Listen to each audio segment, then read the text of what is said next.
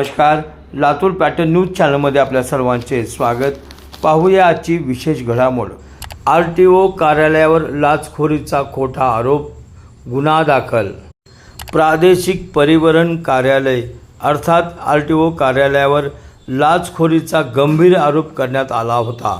मात्र या प्रकरणाला आता वेगळे वळण मिळाले असून संबंधित आरोप खोटे असल्याचे प्रकार समोर आला आहे.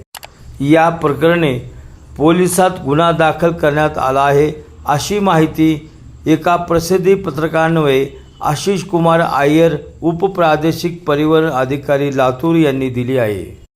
ते पुढे असे म्हणतात की परराज्यातील प्रवासी बसवर दंडात्मक कारवाई करण्यात परिवहन विभागाच्या पथकाने लाच मागितली, अशा आशयाच्या बातम्या सोशल मीडिया व प्रसारमाध्यमांमध्ये संबंधित वाहन चालकांनी पेरल्या होत्या. हे चुकीचे आहे.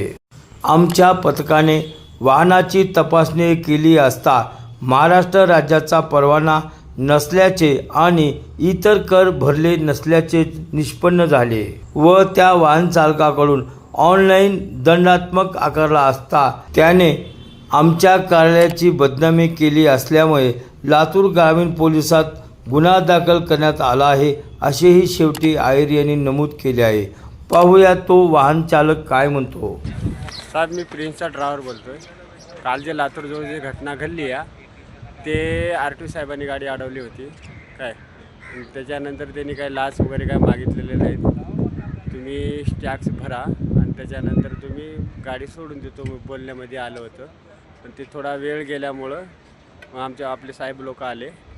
त्याच्यानंतर त्यांचा व्हिडिओ वगैरे काढला. आपले साहेब चांगले आहेत, तसं काही विषय नाही, तसं काही करू नका प्लीज.